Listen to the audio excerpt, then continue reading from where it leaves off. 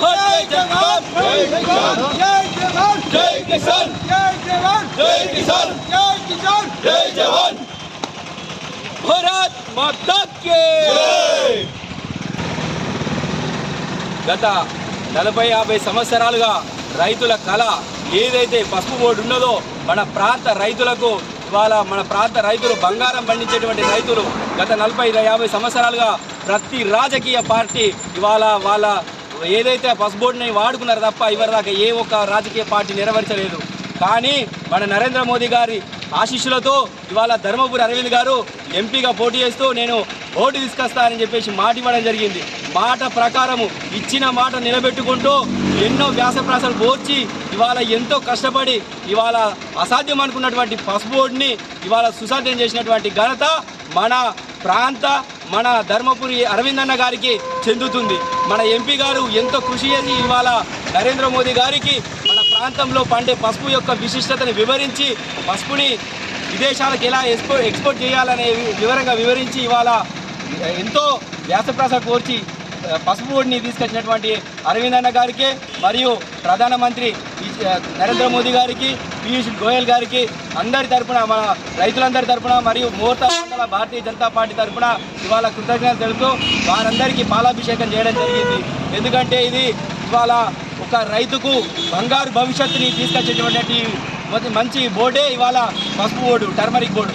ఈ టర్మరిక్ బోర్డుని ఇవాళ సొంతంగా ధర్మపురి అరవింద్ గారు ఎంతో కష్టపడి ఇవాళ వివిధ శాఖలకు తన స్వతంత్రంగా తిరిగి ఇవాళ పసుపుకున్న విశిష్టతని వివరించేటువంటి నాయకుడు, సమర్థవంతమైన నాయకుడు ఇవాళ మన ధర్మపురి అరవింద్ అన్న గారు మన నిజామాబాద్ ఎంపీగా దొరకడం మన అదృష్టం.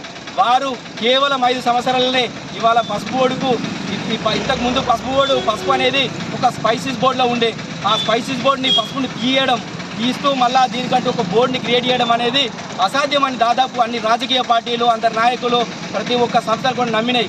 కానీ అదంతా కుదరదు. ఇవాళ ఇక్కడున్న ప్రాంత ప్రజలు నా పార్లమెంట్ సెగ్మెంట్లో ఉన్న ప్రాంత ప్రజలు ఇవాళ లబ్ధి పొందాలి, పసుపుకు ఒక విశిష్టత రావాలి అంటే బోర్డు తప్పనిసరి. ఆ బోర్డుని నేను తీసుకొచ్చి సాధిస్తా అని చెప్పేసి ఇవాళ ధర్మపురి అరవింద్ అన్న గారు ఎంతో కష్టపడి ఇవాళ నరేంద్ర మోదీ గారి ఆశీస్సులతో ఇవాళ పసుపు బోర్డుని రావడం జరిగింది. నిన్ననే అధికారికంగా పసుపు బోర్డుని మన నిజామాబాద్ కేంద్రంగానే ఇవాళ ప్రారంభించడం మన నిజామాబాద్ ప్రాంత రైతులందరికీ కూడా ఒక శుభప్రదమైనటువంటి అదృష్టకరమైనటువంటి విషయం. కాబట్టి మా రైతుల తరఫున మరియు భారతీయ జనతా పార్టీ తరఫున నరేంద్ర మోదీ గారికి పీయూష్ గోయల్ గారికి ముఖ్యంగా మా పార్లమెంట్ సభ్యులు గౌరవనీయులు శ్రీ ధర్మపురి అరవింద్ అన్న గారికి మా రైతులందరం కూడా రుణపడి ఉన్నామని చెప్పేసి తెలియజేస్తూ అందరికీ కూడా ధన్యవాదాలు చెప్తున్నాము. భారత్ మాతా కి జై జవాన్ జై కిసాన్ జై జవాన్ జై కిసాన్ జై జవాన్ జై కిసాన్ జై జవాన్ జై కిసాన్ జై జవాన్ జై కిసాన్ జై కిసాన్ జై జవాన్ భారత్ మాతా కి జై. గత 40-50 సంవత్సరాలుగా రైతుల కళ ఏదైతే పసుపు బోర్డు ఉన్నదో మన ప్రాంత రైతులకు ఇవాళ మన ప్రాంత రైతులు బంగారం పండించేటువంటి రైతులు గత 40-50 సంవత్సరాలుగా ప్రతి రాజకీయ పార్టీ ఇవాళ వాళ్ళ ఏదైతే పసుపు బోర్డుని వాడుకున్నారు తప్ప ఇవరిదాకా ఏ ఒక్క రాజకీయ పార్టీ నెరవేర్చలేదు. కానీ మన నరేంద్ర మోదీ గారి ఆశీస్సులతో ఇవాళ ధర్మపురి అరవింద్ గారు ఎంపీగా పోటీ చేస్తూ నేను ఓటు తీసుకొస్తానని చెప్పేసి మాట ఇవ్వడం జరిగింది. మాట ప్రకారము ఇచ్చిన మాట నిలబెట్టుకుంటూ ఎన్నో వ్యాసప్రాసాలు కోర్చి ఇవాళ ఎంతో కష్టపడి ఇవాళ అసాధ్యం అనుకున్నటువంటి పసుపు బోర్డుని ఇవాళ సుసాధ్యం చేసినటువంటి ఘనత మన ప్రాంత మన ధర్మపురి అరవింద్ అన్న గారికి చెందుతుంది. మన ఎంపీ గారు ఎంతో కృషి చేసి ఇవాళ నరేంద్ర మోదీ గారికి మన ప్రాంతంలో పండే పసుపు యొక్క విశిష్టతని వివరించి పసుపుని విదేశాలకు ఎలా ఎక్స్పోర్ట్ చేయాలనే వివరంగా వివరించి ఇవాళ ఎంతో వ్యాసప్రాస కోర్చి పసుపు బోర్డుని తీసుకొచ్చినటువంటి అరవింద్ అన్న గారికి మరియు ప్రధానమంత్రి నరేంద్ర మోదీ గారికి పీయూష్ గోయల్ గారికి అందరి తరపున మన రైతులందరి తరపున మరియు మోర్తా మండల భారతీయ జనతా పార్టీ తరపున ఇవాళ కృతజ్ఞతలు తెలుపుతూ వారందరికీ పాలాభిషేకం చేయడం జరిగింది. ఎందుకంటే ఇది ఇవాళ ఒక రైతుకు బంగారు భవిష్యత్తుని తీసుకొచ్చేటువంటి మంచి బోర్డే ఇవాళ పసుపు బోర్డు టర్మరిక్ బోర్డు. ఈ టర్మరిక్ బోర్డుని ఇవాళ సొంతంగా ధర్మపురి అరవింద్ గారు ఎంతో కష్టపడి ఇవాళ వివిధ శాఖలకు తన స్వతంత్రంగా తిరిగి ఇవాళ పసుపుకున్న విశిష్టతని వివరించేటువంటి నాయకుడు, సమర్థవంతమైన నాయకుడు ఇవాళ మన ధర్మపురి అరవింద్ అన్న గారు మన నిజామాబాద్ ఎంపీగా దొరకడం మన అదృష్టం. వారు కేవలం 5 సంవత్సరాలనే ఇవాళ పసుపు బోర్డుకు ఇంతకుముందు పసుపు అనేది ఒక స్పైసీస్ బోర్డులో ఉండే, ఆ స్పైసీస్ బోర్డుని పసుపుని తీస్తూ మళ్ళా దీనికంటూ ఒక బోర్డుని క్రియేట్ చేయడం అనేది అసాధ్యమని దాదాపు అన్ని రాజకీయ పార్టీలు, అందరి నాయకులు, ప్రతి ఒక్క సంస్థలు కూడా నమ్మినాయి. కానీ అదంతా కుదరదు. ఇవాళ ఇక్కడున్న ప్రాంత ప్రజలు, నా పార్లమెంట్ సెగ్మెంట్లో ఉన్న ప్రాంత ప్రజలు ఇవాళ లబ్ధి పొందాలి, పసుపుకు ఒక విశిష్టత రావాలి అంటే బోర్డు తప్పనిసరి. ఆ బోర్డుని నేను తీసుకొచ్చి సాధిస్తా అని చెప్పేసి ఇవాళ ధర్మపురి అరవింద్ అన్న గారు ఎంతో కష్టపడి ఇవాళ నరేంద్ర మోదీ గారి ఆశీస్సులతో ఇవాళ పసుపు బోర్డుని రావడం జరిగింది. నిన్ననే అధికారికంగా పసుపు బోర్డుని మన నిజామాబాద్ కేంద్రంగానే ఇవాళ ప్రారంభించడం మన నిజామాబాద్ ప్రాంత రైతులందరికీ కూడా ఒక శుభప్రదమైనటువంటి అదృష్టకరమైనటువంటి విషయం. కాబట్టి మా రైతుల తరఫున మరియు భారతీయ జనతా పార్టీ తరఫున నరేంద్ర మోదీ గారికి, పీయూష్ గోయల్ గారికి, ముఖ్యంగా మా పార్లమెంట్ సభ్యులు గౌరవనీయులు శ్రీ ధర్మపురి అరవింద్ అన్న గారికి మా రైతులందరం కూడా రుణపడి ఉన్నామని చెప్పేసి తెలియజేస్తూ అందరికీ కూడా ధన్యవాదాలు చెప్తున్నాము. భారత్ మాతాకి జై జవాన్, జై జవాన్. చూసినాం, ఎన్నో రోజుల నుంచి పసుపు పండించే రైతులు పసుపుకు సరైన ధర లేక, గిట్టుబాటు ధర రాక, తెగుళ్ళు ఆశించి కొన్నిసార్లు వేసిన విత్తనం కూడా చేతికి రాక బాధపడినటువంటి రోజులు. అయితే దీనికి ఏమిటి పరిష్కారం అని సతమతమవుతున్నటువంటి సందర్భంలో దేశంలో మిగిలిన పంటలకు ఎన్నింటికో బోర్డులు ఉన్నాయి. దానివల్ల రైతులకు కొంత ఊరట కలుగుతుందన్న ఉద్దేశంతో ఇక్కడి పసుపు రైతులు కూడా పసుపు బోర్డు వస్తే దాని మీద విస్తృతంగా పరిశోధనలు జరిగి నాణ్యమైనటువంటి పసుపు పంట తీయడం గురించి కానీ, నాణ్యమైనటువంటి విత్తనాలు కానీ, దాంట్లో ఉన్న కుర్కుమిన్ శాతాన్ని పెంచడంలో కానీ, అట్లాగే దేశ విదేశాలకు ఎగుమతులు పెంచడం వల్ల కానీ రైతులకు గిట్టుబాటు ధర లభించి లాభం చేకూరుతుంది అన్న ఉద్దేశంతో ఇక్కడ ఆర్మూర్ ప్రాంత రైతులు ఎన్నోసార్లు పసుపు బోర్డు కోసం ఉద్యమించడం జరిగింది. గత ప్రభుత్వం హయాంలో, కాంగ్రెస్ ప్రభుత్వం ఉన్నటువంటి కేంద్రంలో అప్పుడు రైతులు, ఆర్మూర్ ప్రాంత రైతులు ఢిల్లీలో జంతర్ మంతర్ వద్ద కూడా ధర్నా చేయడం జరిగింది. ఇక్కడ ఆర్మూర్లో కానీ, నిజామాబాద్లో కానీ ఎన్నో సందర్భాలలో రైతులు ఉద్యమాలు చేయడం జరిగింది. కానీ గత ప్రభుత్వాలు ఏవి కూడా రైతుల బాధలను పట్టించుకున్న దాఖలాలు లేవు. కాబట్టి అవి అధికారం కోల్పోయినటువంటి పరిస్థితి ఏర్పడ్డది. ఈరోజు ఈ ఆర్మూర్ పసుపు రైతుల అటువంటి బాధలను మా ఎంపీ అరవింద్ గారు గుర్తించి మొట్టమొదటగా పసుపు బోర్డు అయితే స్పైసెస్ బోర్డు ప్రాంతీయ కార్యాలయానికి తీసుకొచ్చినప్పటికీ రైతులు ఇంకా పూర్తి స్థాయి సంతృప్తి చెందలేదు. దీన్ని ప్రతిపక్షాలు, ప్రస్తుత కాంగ్రెస్ పార్టీ అయితే ఇంతకుముందు ఉన్న అధికారంలో ఉన్నటువంటి టీఆర్ఎస్ పార్టీ కూడా ఎద్దేవా చేయడం జరిగింది.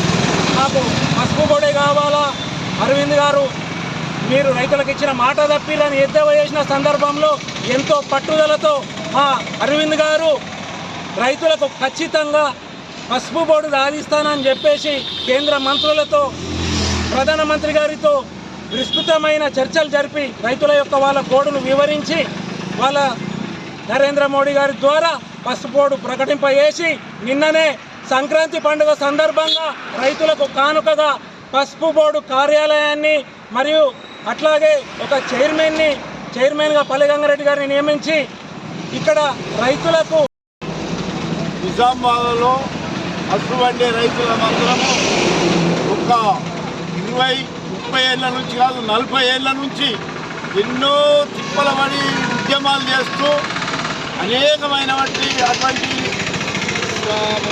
సెంటర్ మంత్రులకు కానీ, ఎమ్మెల్యేలకు కానీ ఎందరికో విన్నవించిన 30-40 ఏళ్ళ నుంచి ఈ యొక్క పసుపు బోర్డు కాలేదు.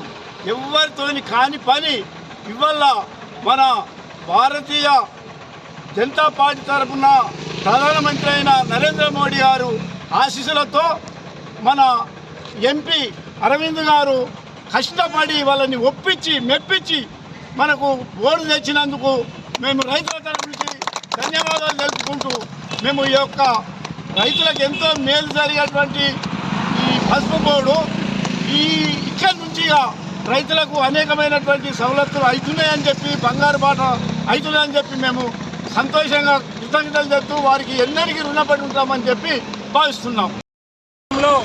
చూసినాం ఎన్నో రోజుల నుంచి పసుపు పండించే రైతులు పసుపుకు సరైన ధర లేక గిట్టుబాటు ధర రాక తెగుళ్ళు ఆశించి కొన్నిసార్లు వేసిన విత్తనం కూడా చేతికి రాక బాధపడినటువంటి రోజులు.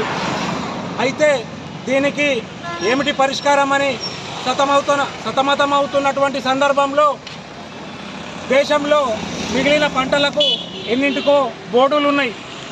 దానివల్ల రైతులకు కొంత ఊరట కలుగుతుందన్న ఉద్దేశంతో ఇక్కడి పసుపు రైతులు కూడా పసుపు బోర్డు వస్తే దాని మీద విస్తృతంగా పరిశోధనలు జరిగి నాణ్యమైనటువంటి పసుపు పంట తీయడం గురించి కానీ, నాణ్యమైనటువంటి విత్తనాలు కానీ, దాంట్లో ఉన్న కుర్కుమిన్ శాతాన్ని పెంచడంలో కానీ, అట్లాగే దేశ విదేశాలకు ఎగుమతులు పెంచడం వల్ల కానీ రైతులకు గిట్టుబాటు ధర లభించి లాభం చేకూరుతుంది అన్న ఉద్దేశంతో ఇక్కడ ఆర్మూర్ ప్రాంత రైతులు ఎన్నోసార్లు పసుపు బోర్డు కోసం ఉద్యమించడం జరిగింది. గత ప్రభుత్వం హయాంలో కాంగ్రెస్ ప్రభుత్వం ఉన్నటువంటి కేంద్రంలో అప్పుడు రైతులు ఆర్మూర్ ప్రాంత రైతులు ఢిల్లీలో జంతర్ మంతర్ వద్ద కూడా ధర్నా చేయడం జరిగింది. ఇక్కడ ఆర్మూర్లో కానీ నిజామాబాద్లో కానీ ఎన్నో సందర్భాలలో రైతులు ఉద్యమాలు చేయడం జరిగింది. కానీ గత ప్రభుత్వాలు ఏవి కూడా రైతుల బాధలను పట్టించుకున్న దాఖలాలు లేవు. కాబట్టి అవి అధికారం కోల్పోయినటువంటి పరిస్థితి ఏర్పడ్డది. ఈరోజు ఈ ఆర్మూర్ పసుపు రైతుల అటువంటి బాధలను మా ఎంపీ అరవింద్ గారు గుర్తించి మొట్టమొదటగా పసుపు బోర్డు అయితే స్పైసెస్ బోర్డు ప్రాంతీయ కార్యాలయాన్ని తీసుకొచ్చినప్పటికీ రైతులు ఇంకా పూర్తి స్థాయి సంతృప్తి చెందలేదు. దీన్ని ప్రతిపక్షాలు ప్రస్తుత కాంగ్రెస్ పార్టీ అయితే ఇంతకుముందు ఉన్న అధికారంలో ఉన్నటువంటి టీఆర్ఎస్ పార్టీ కూడా ఎద్దేవా చేయడం జరిగింది. నాకు పసుపు బోర్డే కావాలా, అరవింద్ గారు మీరు రైతులకు ఇచ్చిన మాట తప్పిలని ఎద్దేవా చేసిన సందర్భంలో ఎంతో పట్టుదలతో మా అరవింద్ గారు రైతులకు ఖచ్చితంగా పసుపు బోర్డు సాధిస్తానని చెప్పేసి కేంద్ర మంత్రులతో ప్రధానమంత్రి గారితో విస్తృతమైన చర్చలు జరిపి రైతుల యొక్క వాళ్ళ కోడును వివరించి వాళ్ళ నరేంద్ర మోడీ గారి ద్వారా పసుపు బోర్డు ప్రకటింపజేసి నిన్ననే సంక్రాంతి పండుగ సందర్భంగా రైతులకు కానుకగా పసుపు బోర్డు కార్యాలయాన్ని మరియు అట్లాగే ఒక చైర్మన్గా పల్లెగంగారెడ్డి గారిని నియమించి ఇక్కడ రైతులకు నిజామాబాద్లో పసుపు పండే రైతుల మాత్రము ఒక 20-30 ఏళ్ళ నుంచి కాదు 40 ఏళ్ళ నుంచి ఎన్నో తిప్పల పడి ఉద్యమాలు చేస్తూ అనేకమైనటువంటి అటువంటి సెంటర్ మంత్రులకు కానీ ఎమ్మెల్యేలకు కానీ ఎందరికో వినవించిన 30-40 ఏళ్ళ నుంచి ఈ యొక్క పసుపు బోర్డు కాలేదు.